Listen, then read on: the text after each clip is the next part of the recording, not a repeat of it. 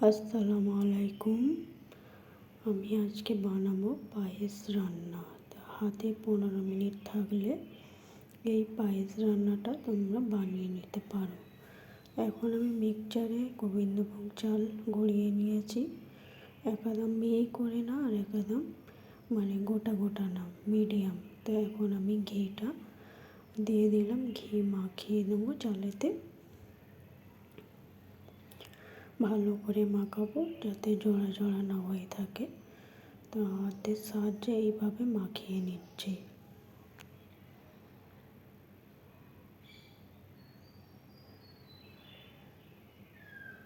আমার মাখানো হয়ে গেছে।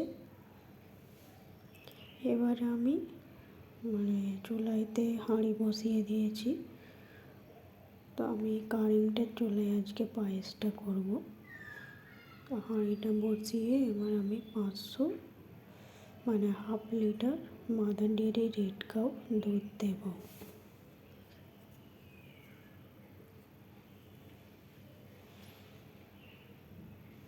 তো আমি এইখানে দুধটা দিয়ে দিচ্ছি।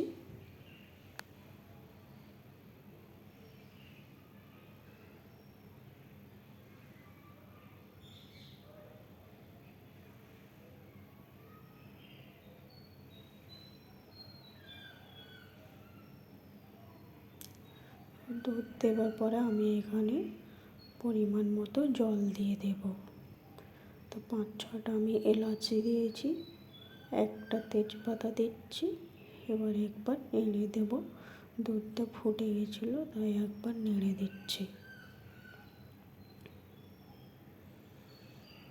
দুধ ফুটে গেছে। এবার আমি চালটা চাল গুঁড়ায় যেটা ঘি বা মাখিয়ে রেখেছিলাম সেটা আমি দিয়ে দেব।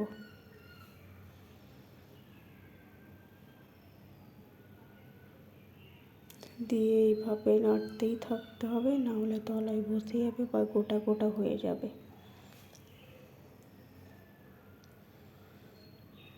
তোমরা এইভাবে যদি হাতে সময় কম নিয়ে পায়েস রান্না করতে চাও তাহলে এইভাবেই পায়েসটা করে নিও। চাল গুঁড়িয়ে করলে তাড়াতাড়ি রান্নাটা হয়ে যায়। তো আমি বারবার নাড়ছি, দেখতেই পাচ্ছ, নাহলে তলায় ধরে যাবে।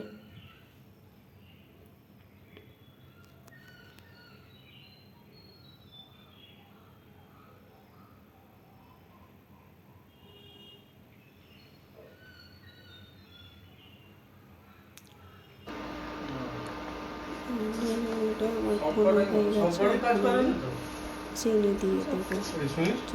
চিনিটা আমার মিষ্টি অনুযায়ী আমি চিনি দিচ্ছি।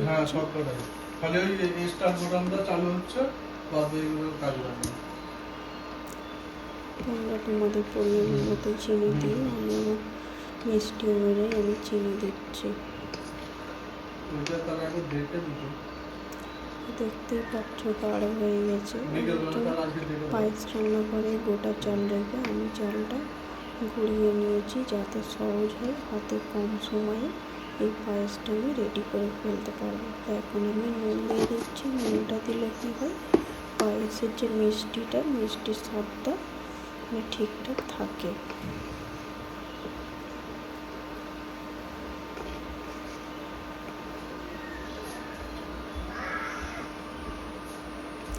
আমার পায়েস রান্না হয়ে এসেছে। আর 5 মিনিটের মধ্যে আমি এইভাবে নেড়ে নিয়ে রান্না করে নেবো। তারপর আমি কাজু বাদাম কিশমিশ দিয়ে দিলাম প্রচণ্ড অল্প করে। এখন আমি দিয়ে দেবো ঘিটা দিয়ে একবার আমি নেড়ে দিচ্ছি, মিশিয়ে দেবো ভালো করে যাতে চালের সেন্টটা যেন ঘি বের হয়। আমার হয়ে গেছে রান্না। এবার আমি ঢেলে নিচ্ছি। আমি এইরকম বেশি গাঢ় করি না, তো এটা ঠান্ডা হলে জমে যাবে। তো উপর থেকে আমি আবার ঘি দিয়ে দেব।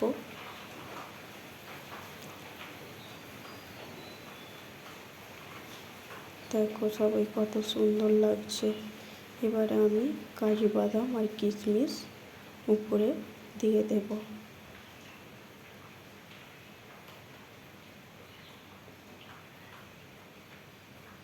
তোমরা এই পায়েসটা কেউ মেহমান এলেও রান্না করে দিতে পারো। খুবই টেস্টি হয়, খুব সুস্বাদু হয়। সবাই ভালো থেকো, সুস্থ থেকো। আল্লাহ হাফিজ, টাটা।